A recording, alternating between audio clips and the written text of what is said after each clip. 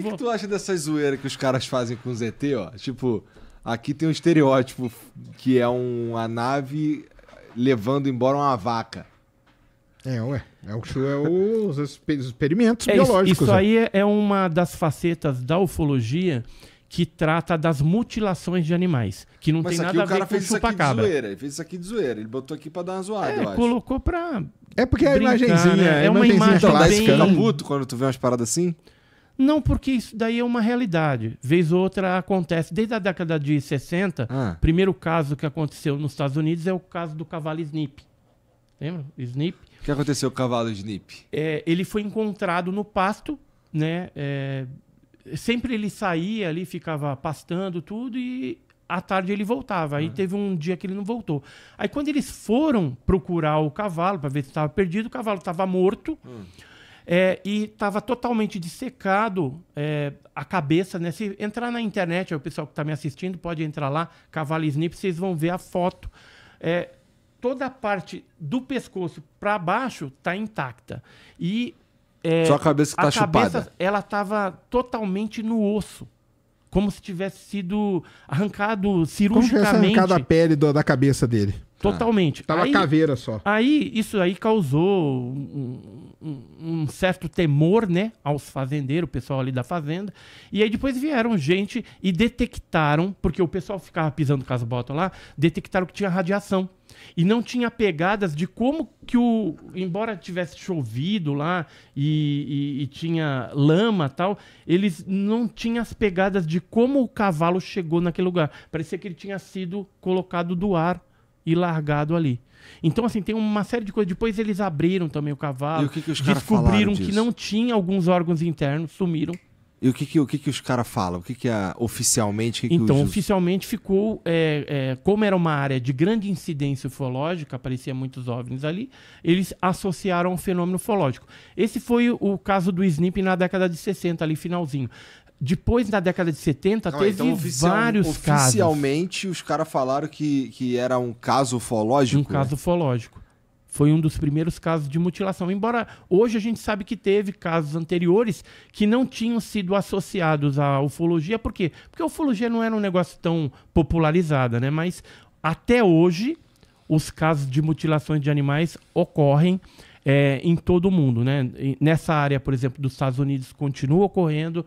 Na Argentina, eu recebo muitos casos. Inclusive, no segundo evento que eu vou fazer do Enigmas e Mistérios, a gente fez o primeiro agora, no segundo semestre, eu vou trazer um pesquisador da Argentina e outro do Uruguai para estar falando a respeito de casos assim, de mutilações e tal. Então vai ser um negócio bem interessante, porque são casos atuais que têm ocorrido. Agora, esse caso de mutilação de animais não tem nada a ver com o caso do chupacabras, né? Porque algum tempo atrás, na década de 90, logo depois que aconteceu Varginha, 96 ali pra frente, até 99, 2000. O chupacabra encheu o saco de todo mundo, pô. Chupacabra, Gugu, encheu o saco, o cara... Porra, assim, não aguentava mais, queria saber de chupacabra, tinha um monte de desenho de chupacabra diferente. Um monte de coisa que não tinha nada a ver, virou cultura pop, tem no Castlevania, tem um chupacabra, tá ligado? Só que assim, tem casos que são reais de coisas que não é um animal predador, né? Que aconteceu algo estranho ali. Agora, o chupacabra foi uma onda que depois cessou. Começou em Porto Rico, teve alguns países da América Latina que teve ataque, Espanha, Portugal e tal. E aí depois teve o Brasil e aí parou. A maior prova de que era alguma coisa estranha é que se fosse um animal predador, continuaria até hoje. Você falou que os caras da Argentina te mandam aí toda hora, o que é? É tipo avistamento? São fotos desses animais mutilados que aparecem lá. Porque como tem muito gado no Uruguai, na Argentina, lá ocorre o aparecimento das luzes, às vezes eles filmam e os animais aparecem mortos no dia seguinte, né? Então tem os aparecimentos das luzes concomitante, ou antes ou depois, aparecendo os OVNIs, e os animais aparecendo mutilados de forma estranha. Alguns aparecem sem a parte do rosto, sem o úbere, sem as tetas da vaca, às vezes sem a língua. Né? No sul do nosso país... É raro, mané. Eles estão achando que é esses caras que populam o bagulho. Porque eles acham que é bicho, muito bicho. O que mar tem aqui, mané? Isso. Já pessoas começam a achar que é frango. Acho que essa parada aqui que manda aqui é o frango. Acho que a gente é criado. Eles erraram, pegaram os caras errados. Então, mas E os caras pegam os humanos uma... também, não pega? Pra estudar Pega, e o caralho. Tem Aquele tem meme, um livro. tem um meme famoso lá da sonda no cu, por exemplo. Né? Não, mas tem os assim, de contatos mutilações, de oitavo, nono grau. de pessoas, tem um livro do Carlos Alberto Machado, que é um professor universitário, fez até um trabalho bem científico, onde ele fala de mutilações que aconteceram no Brasil. Tem uma na Rússia, de seres humanos, por OVNIs, né? E esse livro chama Estranha Colheita. Ele já tinha feito um sobre o chupacabras, bem científico também, com laudos, exame de pelo de chupacabras, que foi mandado lá para o Japão para fazer a análise. Era uma análise cara de DNA. E descobriram que não tem nenhuma espécie aquele negócio lá. Não conseguiram falar assim, é felino, não sei como é que chama lá cientificamente, mas não é felino, não é isso, não é aquilo. Não conseguiram identificar aquele pelo dentro do que eles conhecem, que é uma tabela gigantesca do mundo inteiro, e não tem. E aí, no trabalho do Carlos Alberto Machado, esse livro Estranha Colheita, tem o caso de Pedro de Toledo, que foi um cara que morreu queimado dentro de casa, os animais também na fazenda. Eu tive na fazenda também investigando pessoalmente, vendo no local, junto com o Carlos Alberto Machado, com o Saga Suzellington lá. Foi um caso super estranho que aconteceu em fevereiro, no dia 16 de fevereiro de 94. Aí quando é que tu foi lá?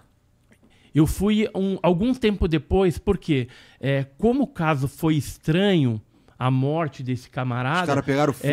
O Dagobert, que já é falecido, que era o perito criminal, ele foi para lá, tudo, viu o grau de estranheza e aí comunicou o superior lá, o delegado, e o delegado achou melhor pegar o corpo e mandar para a Unicamp. Isso em 94, hein? Tudo foi pra Unicamp, ó. Aí foi para a Unicamp para estudo. E isso foi dito ali, até pelo próprio chacareiro ali, né? O seu Ivo, não sei se é vivo ainda. E seu Ivo chegou a ver também naves ali, a gente entrevistou um monte de gente lá que viu as naves, e tinha os animais que estavam queimados da mesma forma. Cara, é impressionante. Eu tenho as fotos, tenho o processo da polícia, né? Desse caso, que tá todo rasurado também. Por exemplo, falaram que enterraram o cara na campa, numa determinada campa lá do cemitério de Pedro Toledo, mas não consta o cara lá.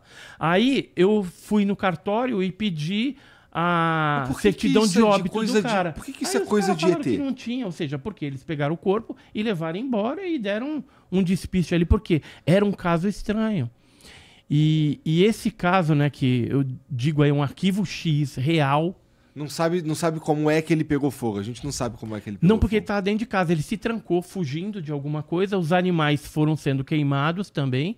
E ficou tipo uma rodela em cima da casa dele, ele trancado por dentro. Ele foi encontrado pelo proprietário alguns dias depois.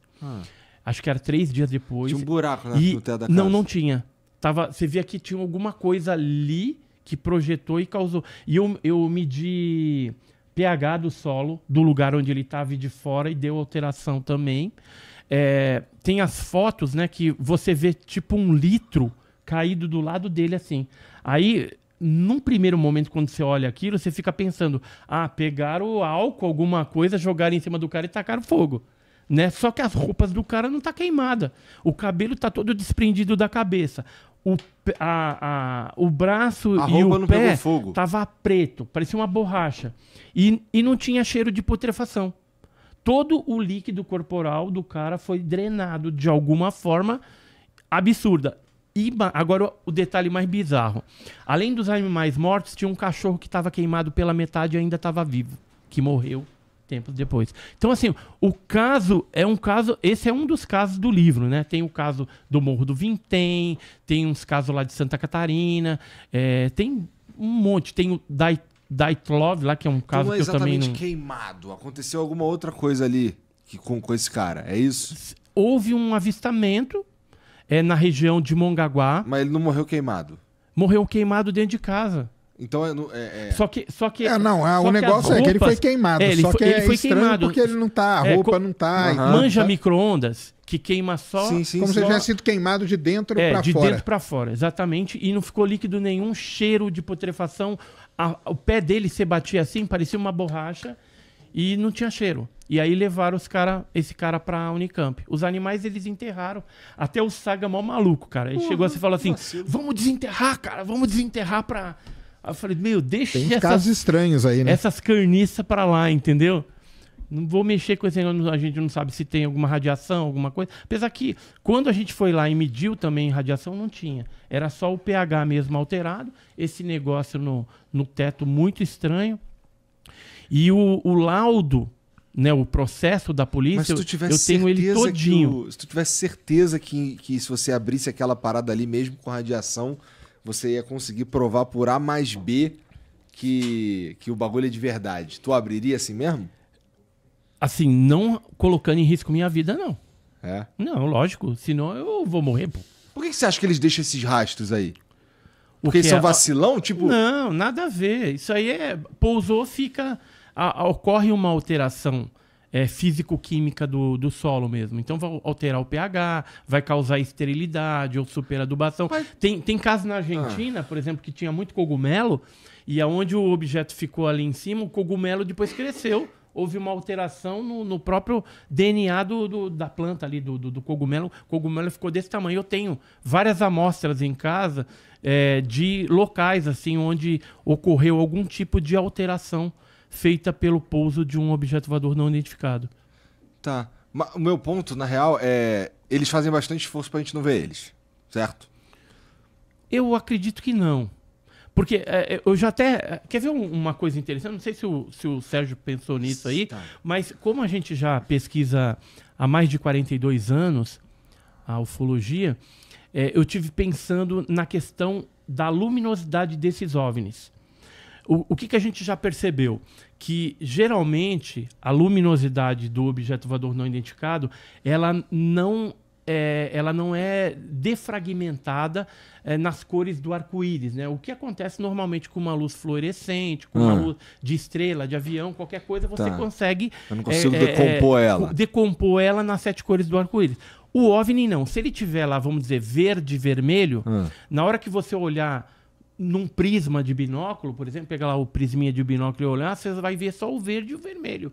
Você não vai ver o espectro do arco-íris. Então aquilo não é luz. Aquilo é algo, o que mais se assemelha seria uma espécie de laser.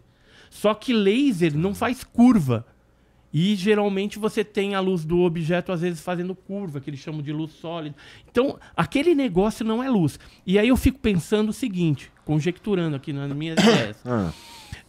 O OVNI, quando ele aparece, por exemplo, de noite, no fundo preto, né, do céu, ele contrasta bastante. Então, se o OVNI não quisesse aparecer, por que ele acende aquele monte de luz?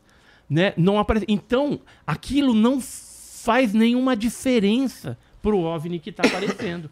Aquilo pode ser um efeito causado pelo sistema dele, pela atmosfera. Uma interação, né? O ar ionizado, por exemplo, pode ser uma série de coisas. Pode ser 1 milhão de coisas, como o Sérgio fala, né? Pode ser. Pode ser 1 milhão de coisas.